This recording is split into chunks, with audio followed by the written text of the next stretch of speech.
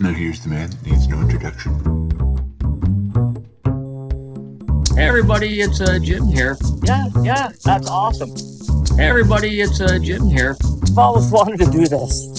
Hey everybody, it's Jim here. What's your connection to Parkinson's disease? Hey everybody, it's Jim here. Sorry, that's my foot. I'll do better next time. Hey everybody, it's Jim here. I'm coming to you today from beautiful Huntsville, Ontario. My good friend Mike Logren is in the background in Toronto. And today's special guest on the Spinning Wheels Parkinson's Conversations with Jim here podcast is my friend Lanny Thomas from Peterborough. Lanny, how you doing? Good, Jim. Yourself? I'm good, thank you. Thank you so much for agreeing to come on the podcast. I'm really excited and grateful. But what do you say we jump right into it, man? Lanny, tell me about your Parkinson's journey so far. I guess the official diagnosis was 2013. Obviously, as everyone knows, it's the symptoms show up prior to that. So 2013 was the official date. So Yeah. yeah, it was kind of, obviously it's a shocker, but I decided shortly after the diagnosis that I was going to not let Parkinson's get the best of me. So And so what have you been doing to not let Parkinson's get the best of you?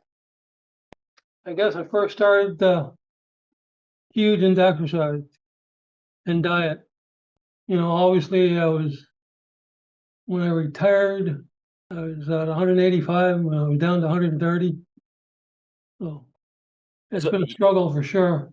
You went down to 130 pounds? Yeah, I'm actually, yeah. And so, like, do you mind? What are you at today? 136. 136. Oh my goodness, Lanny. That's been a work in progress, gaining weight.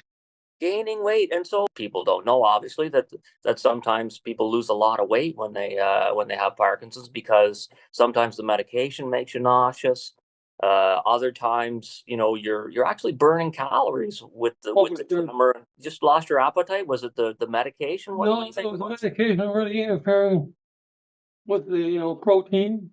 Yeah. I have protein for my dinner, and it just like really mucked with my medication. So you're not supposed to eat like an hour before you take your medication, and if you have protein, like 2 hours after. And if you do, it really interferes with the uptake of the levodopa, and your brain is such a delicate balance.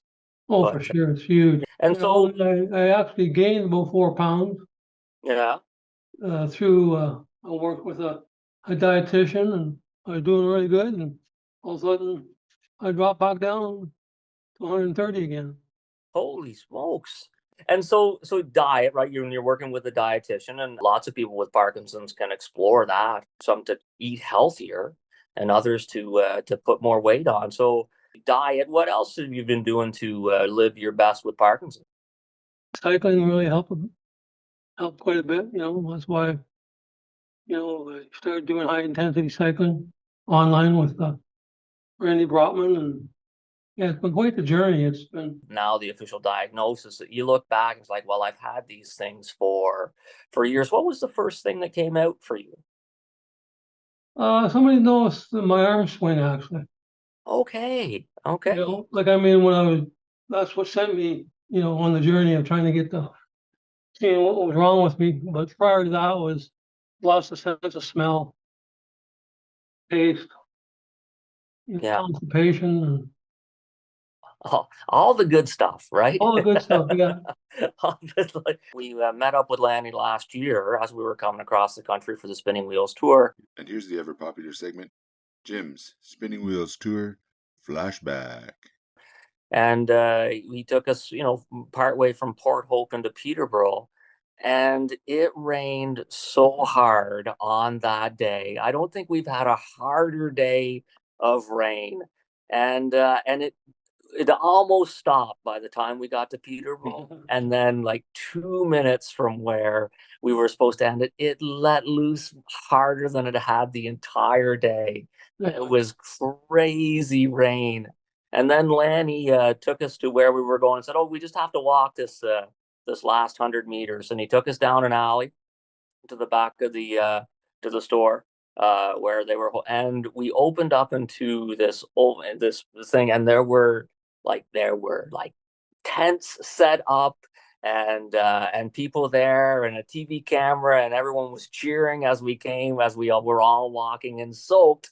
They were all huddled underneath the tents, and we quickly joined them. But yeah, Lenny, that was such an amazing day. It was a great And day. it really showed the Parkinson's community in Peterborough. I really want to talk about something called deep brain stimulation, right? And I was brain surgery. So, ladies and gentlemen, I'm talking to somebody who's actually gone through brain surgery right now. And so, Lanny, why did you decide to go through or pursue the DBS surgery? Well, I got to a point, Jim, like I said, the tremor was pretty well taken control of my life. My medication, I was really experiencing the off episodes. Mm-hmm. I guess that's a telltale sign. Yeah. So my neurologist there at Toronto Western Hospital, I think August of last year, she put in the request for me to start the process with deep brain stimulation, and in October of last year, I had 2 appointments, and then the surgery was April 6th. So what did they do during those first 2 appointments before the actual surgery? Well, one was cognitive and neuro testing, Mm-hmm. and then the second appointment was the levodopa challenge, where they want to see you off your medication completely. They see how you react, and me living here in Peterborough and driving to Toronto, that was a lot of fun. What was it like not being on your Parkinson's meds for a day? Actually, it wasn't as bad as I thought it was going to be. Yeah. The first time, and like I said, I've been living with Parkinson's for 10 years, but I actually was quite surprised how well I did. And I know you're not fine tuned in yet, so I don't know if They've dropped. I'm down 3 pills, plus they dropped 1 medication completely. Okay, so there is like a significant difference, even though you're so new into it. Yeah, exactly. Okay, and As long as you can tell I'm charming a bit, but like I said, it's just this usually doesn't happen. mm-hmm.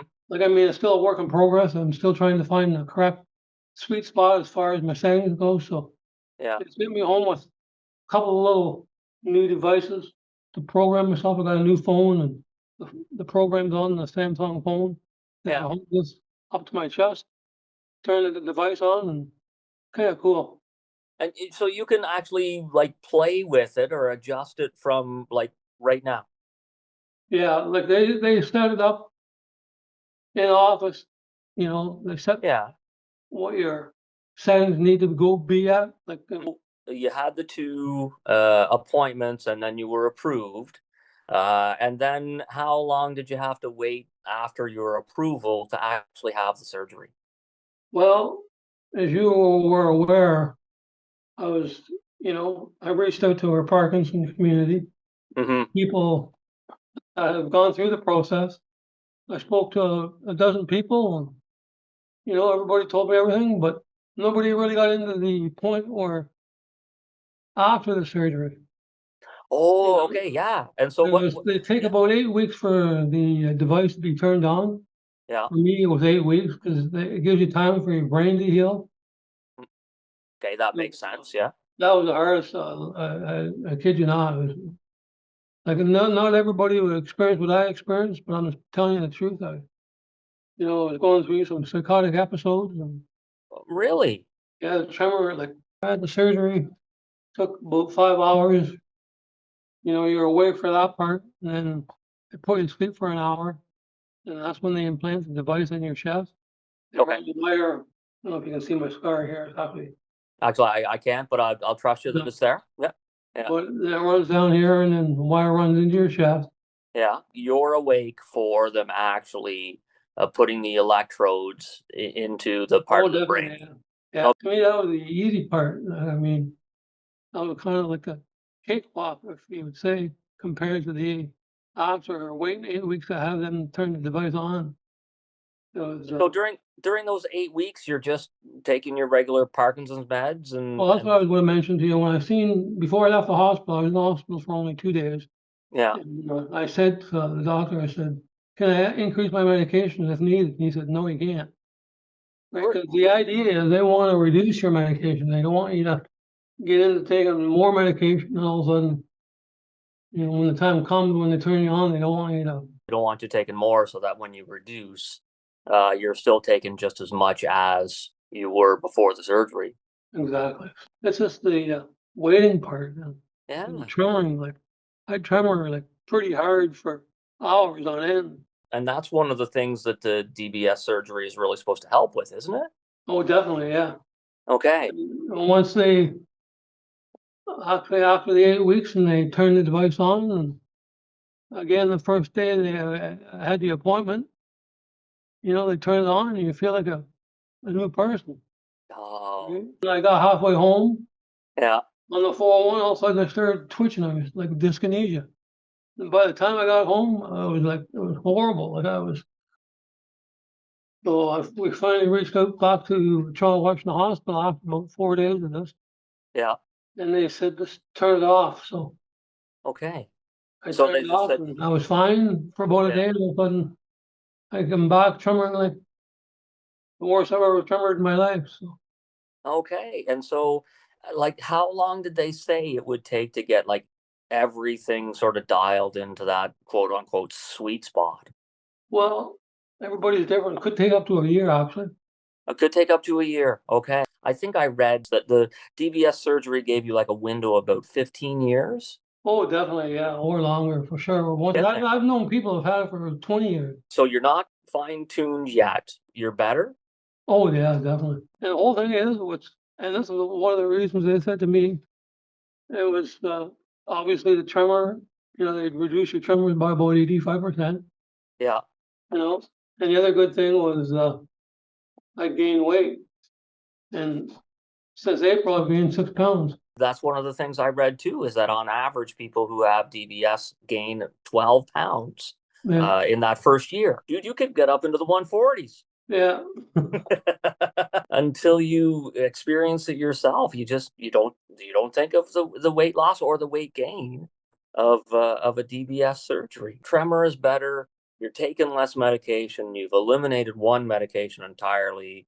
You're eating a little bit better. You put on some weight, and you're still not receiving the best benefit of the surgery. So far, it seems like that's a huge positives in that pro con chart. And the other good thing too, I'm fine. It's taking a while, but I'm sleeping better. That's a huge thing with people with Parkinson's. Either you find sleeping or you have real trouble. After going through this, would you recommend the DBS to people? Oh, definitely, yeah. Peterborough is home to Trent University, and I know you've got something going on with them. Tell us about that.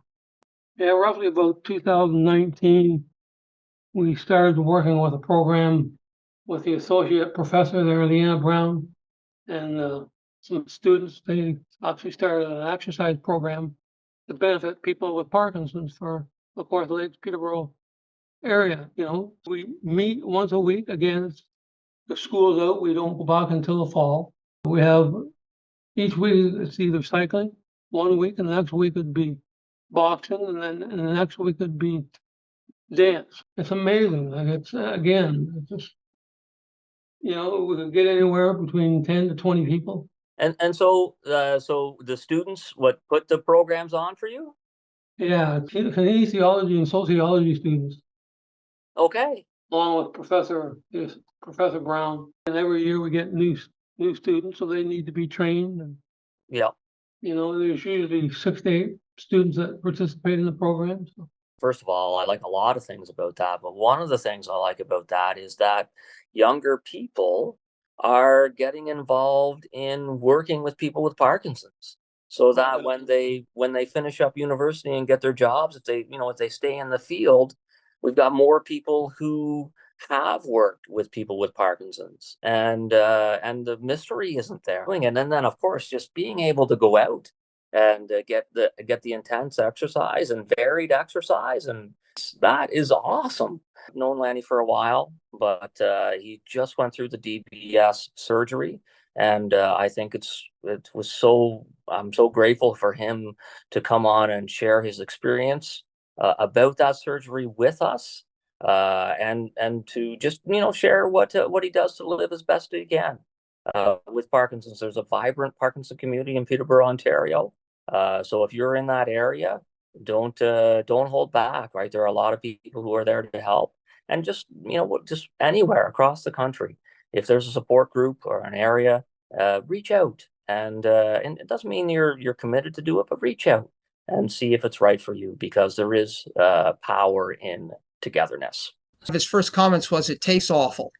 And, that maybe that works for cough syrup, but it shouldn't be the case for tea. So PDT tastes nice.